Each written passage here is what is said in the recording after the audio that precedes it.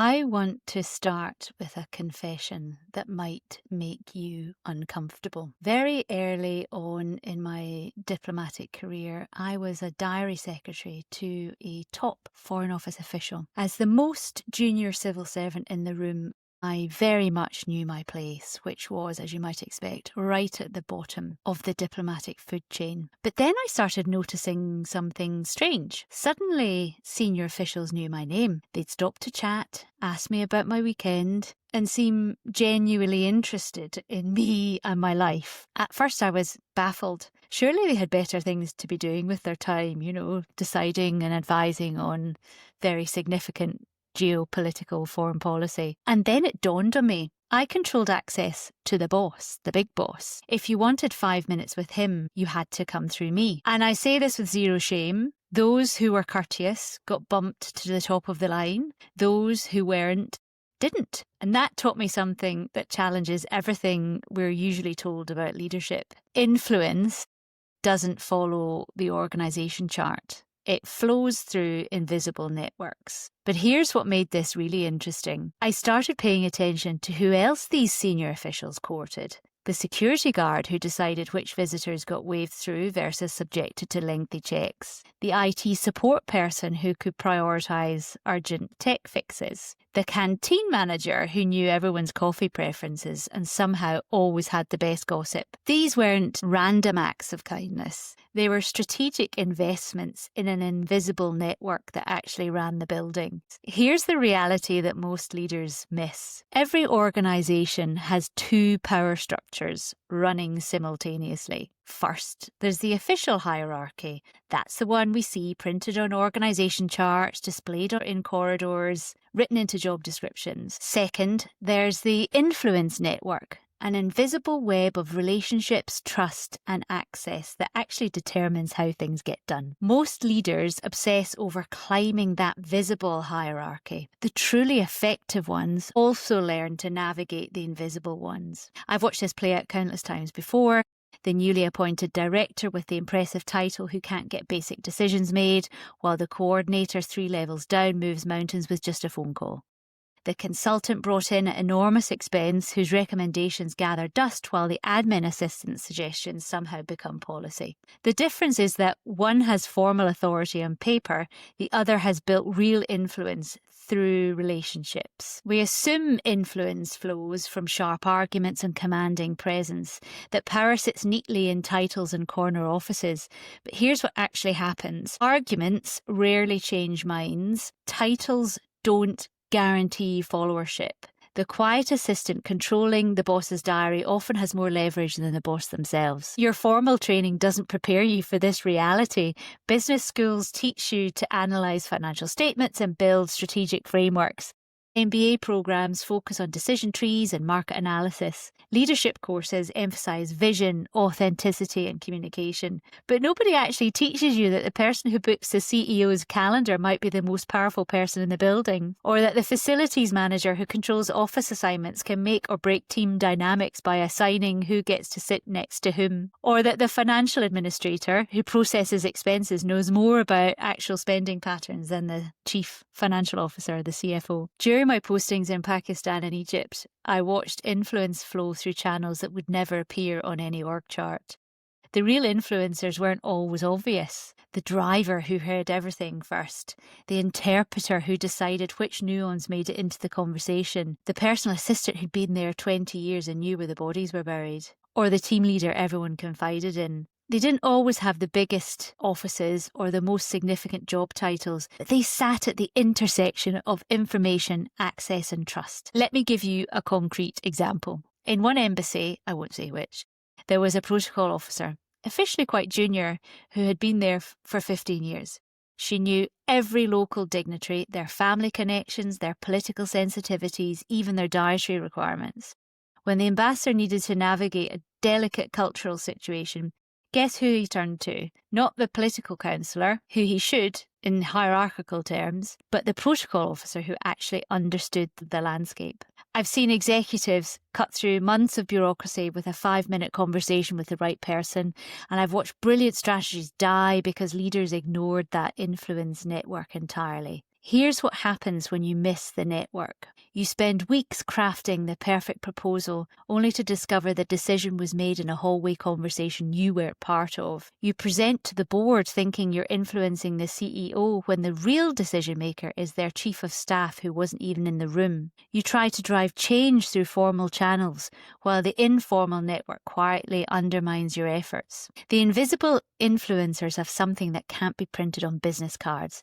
They have access, information, and most importantly, they have trust. People confide in them, people seek their advice and value their opinions. And here's the crucial insight. They're often invisible precisely because they're effective. They don't need titles or corner offices because they have something more powerful. They have relationships that actually move decisions. Over 2+ decades, I've identified 5 key types of invisible influencers that exist in every organisation, whether that's in government or whether in the private sector or any industry. Number 1. The information brokers. These are the people who sit at information crossroads. The executive assistant who sees all the emails. The project manager who attends every cross-functional meeting. The HR business partner who knows what's really happening in each department. They don't just have access to information, they understand its significance and know who needs to hear what. They're the human equivalent of LinkedIn's people you should know algo, but with context and judgment. Number 2, the access controllers. Beyond the obvious gatekeepers like assistants, these include anyone who controls scarce resources, meeting rooms, budget approvals, expense requests, technology access, even parking spaces. In one company I worked with, the office manager who assigned desks quietly shaped collaboration partners by deciding who sat near whom. Number 3, the trust anchors. These are the people others naturally confide in. They might be long-tenured employees, natural counsellors, or simply those who've proven their discretion over time. They become unofficial advisors and their opinions carry enormous weight precisely because they're not seen as having an agenda. Number 4, the bridge builders. Every organisation has silos. Bridge builders are the rare individuals who maintain relationships across those boundaries. They translate between departments, smooth over conflicts and make connections that wouldn't otherwise happen. Often they're in roles that naturally cross functions: operations, project management, business development. Number 5, the legacy holders. These are the people who embody institutional memory. They understand not just current processes, but why things are the way they are. They know what's been tried before, what failed, and what really motivates the organisation. Their influence comes from context and wisdom. And here's what's really fascinating.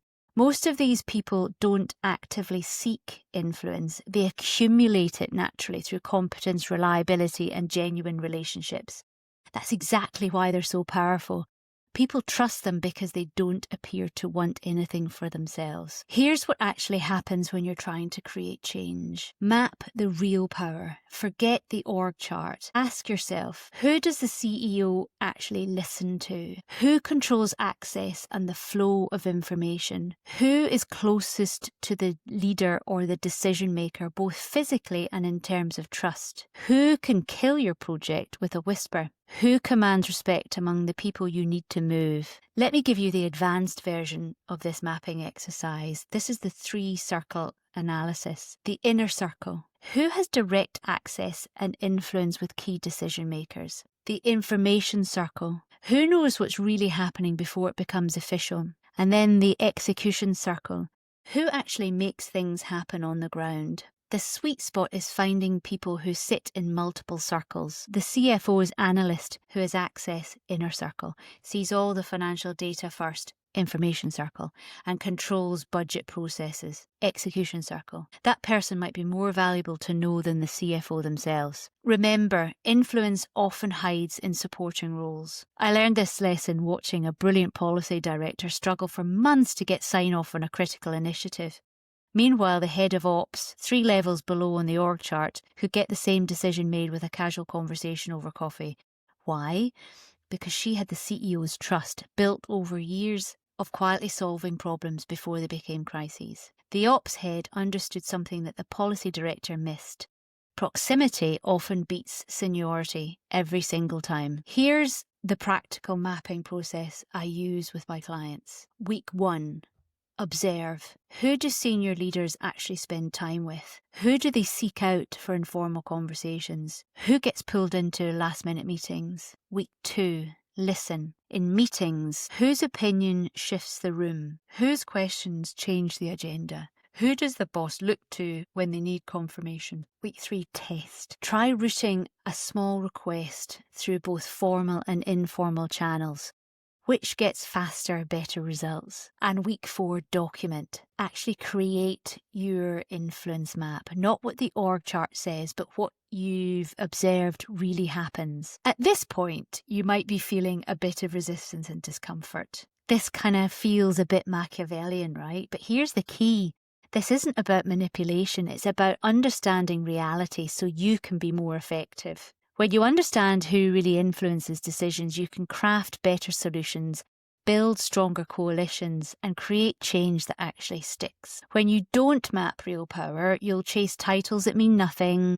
When you don't build authentic networks, you rely on force and ultimately lose respect. When you don't understand the invisible influencers, others will define your influence for you. Most leaders are progressing towards influence goals that were given to them, climbing hierarchies designed by someone else rather than building the networks that actually move decisions. So, here's my question. If you redrew your power map today, who would surprise you by sitting at the centre? Start there. Build proximity with them, understand what they care about, help solve their problems. But here's the kicker, and this is what we'll dive into next time. The skills that make you effective at building those invisible networks are the exact opposite of the skills that will get you promoted. Your greatest achievements might be the ones you can never talk about, and that creates an impossible choice that every leader faces. We'll explore that paradox and how to solve it in our next episode. Until then, map your real power structure. You might be surprised by what you discover. If you found this briefing useful, like, follow, subscribe.